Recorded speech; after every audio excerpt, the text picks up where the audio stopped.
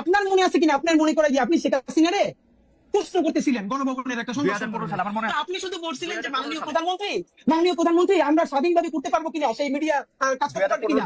তারপর আপনাকে 15 সালে আপনাকে সে যেভাবে উত্তর দিছে, খালেদ মহিউদ্দিনের যে চরিত্র যেরকম ছাইমেকে ধরা, আপনি এই যে ইউনুসকে পারবেন, ইউনুসের সবাই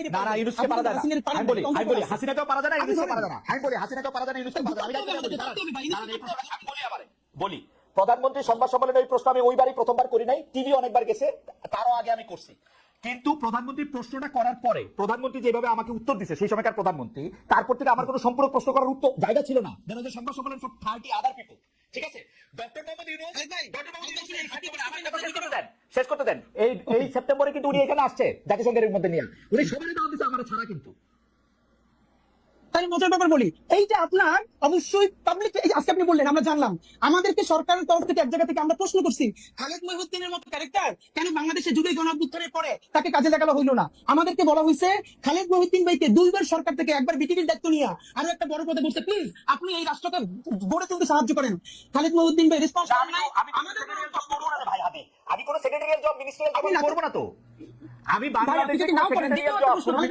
করবো না। আমি বিটিভির দায়িত্ব নিতে আমাকে অফার করেছিলাম, বলি বিটিভির দায়িত্ব নিতে আমাকে অফার করা হয়েছিল, আমি শর্ত দিছিলাম বিটিভির প্রোভাইসও ঠিক করেন, আমি তথ্য উপদেষ্টা বা তথ্যমন্ত্রীকে আমি এটা রিপোর্ট করবো না। তারা এটাতে রাজি হয় নাই, তারা বলছে আপনি আইসা আস্তে আস্তে করেন। আমি আস্তে আস্তে করার মধ্যে আমি নাই। ফাইন, এটা আমরা জানলাম। কিন্তু খালেদ ভাই আপনার মানে আমরা ওই ভালোবাসার জায়গা থেকে বলি, আমরা তো প্রত্যাশা করছিলাম যে আপনি জার্মান থেকে যেরকম ইউএসএ গেলেন, আপনি জার্মান থেকে এই জুলাইয়ের পরে একবার কিন্তু বাংলাদেশ আপনার খালেদ ভাই দেখি নাই। আপনি আসলে হয়তো কি জানেন, আপনি অনেক মেকানিজমের সাথে কথা বললে, শহীদ পরিবারগুলোর সাথে কথা বললে, তাহলে আপনি আগে যেটা ফিল করতেন। আমার দিকে আলাপটা করলে কি মানে আলাপটা আমি আর আপনি আলাদা আলাপ করবো না। আপনি খালি আমাকে এই কথা বলেন, আমি সরাসরি প্রশ্নটা করি। এটা আমি কামাল ভাইয়ের কাছ থেকে আসলে একটু জানতে চাইবো, কারণ আপনার কাছ থেকেই আমরা এগুলি সবচেয়ে বেশি শুনি। কারণ যারা আগে জুলাই নিয়ে কথা বলছে তাদের অনেকেই ছাড়ান দিছে, রিটায়ার্ড করছে, আপনি রিটায়ার্ড করেন নাই, আপনি মাঠে আছেন, আপনি কথা বলতেছেন। সেই জায়গা থেকে, সেই রেসপেক্ট থেকে আমি আপনার একটা ছোট্ট বিষয় জানতে চাইতেছি। মাত্র 1000 জন রে, যেখানে আমরা 8 লাখ কোটি টাকার বাজেট করি, মাত্র 1000 জন শহীদ, 1000 জন চরমভাবে আহত, এই 2000 জনকে ভরণ পোষণ করা, তাদের একটা খুশি করা, মানে আমি খুশি শব্দটা বলবো না, মানে তাদের খেয়াল করা, এটা তো এত বড় জটিল কাজ না। এটা কেন করা যেতেছে না? এটা ডক্টর মোহাম্মদ ইউনূসকে আপনি প্রথম কেন এর জন্য আপনি অভিযুক্ত করতেছেন না, এটা আমাকে একটু সারপ্রাইজ করতেছে। মানে আর কাউরে এখানে অভিযোগ করার দরকার নাই, বুঝি না। খালেদ ভাই জি, এই একই আপনি যেটা বলছেন না, এই দাবিতে ইনকিলাব মঞ্চ একদিন অনশন করছে যমুনার সামনে। ঠিকানা আমার নিজে ব্রিফিং দিচ্ছে, তখন ঠিকানা থেকে গিয়ে বলছে ভাই খালেদ ভাই টিভি থেকে আসছি, এবং প্রধান উপদেষ্টাকে বলছি এই যে কালেক্টিভ ব্যর্থতা, এই ব্যর্থতার ইনাম হলেন আপনি। মাত্র 1000 হোক 1500 হোক, যে শহীদ পরিবারে পুনর্বাসন করতে পারেন নাই, আহতদেরকে সর্বোচ্চ চিকিৎসার জন্য ডেটাবেস তৈরি করতে পারেন নাই, এর সমস্ত ব্যর্থতা এই সরকারের। আর এই সরকারের ইমাম হিসেবে সমস্ত ব্যর্থতা আপনার। আপনি কোন যত সুন্দর করে কথা বলেন, এটা দিয়ে কাভারি হবে না। এই দাবিতে ইনকিলাব মঞ্চ সকাল থেকে সন্ধ্যা পর্যন্ত যমুনার সামনে অনশন করেছে। তারপরে তার একান্ত সচিব এসে আমাদের কাছ থেকে স্মারকলিপি নিছে যে অতি দ্রুত তারা এটার ব্যাপারে ব্যবস্থা নিবে। এরপরও নেয় নাই। এখন কোন ভাষায় বললে, কেমনে হাত ধরলে, কেমনে পা ধরলে এই কেসটা হবে, এটা আমরা জানি না।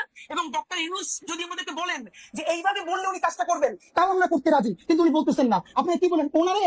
উনি তো আমার বাপের চেয়ে 20 বছর বয়স। এই গত প্রেস ব্রিফিং যেটা করেছি, সেইখানে ওনারে যা বলছি, আমার মনে হয় উনি সারা জীবন এটা শুনেন নাই।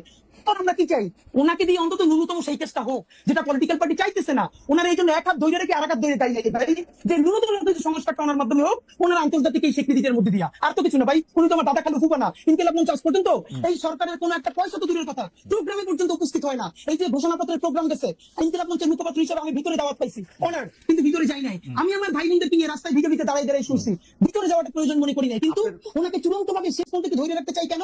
এই জুলাইয়ের মধ্য দিয়ে কিছু সংস্কার হোক। বাংলাদেশের রাজনৈতিক দলগুলোর সমস্যা হলো, তারা প্রেস ব্রিফিং করে প্রধান উপদেষ্টা অন্যান্যদের সাথে সামনে এসে বলে আমরা তো কোনো নির্বাচনের ভালো রোডম্যাপ পেলাম না। কিন্তু যারা যখন প্রধান উপদেষ্টা বা অন্যান্য উপদেষ্টাদের সাথে বসে, তখন একদল বলে আমার পেট্রো বাংলা লাগবে, আরেক দল বলে আমার অমুক ইউনিভার্সিটির ভিসি লাগবে, আরেক দল বলে আমার স্থানীয় সরকারের সচিব লাগবে। এই ভাগবটোয়ারা করে যখন তার মন মতো হয় না, তখন বাইরে গিয়ে প্রেসার দেয়। মুশকিল হলো তারা এই সরকারকে সামনে রেখা, তারা সবাই নিজের মতো আকার গুছিয়ে নিতেছে।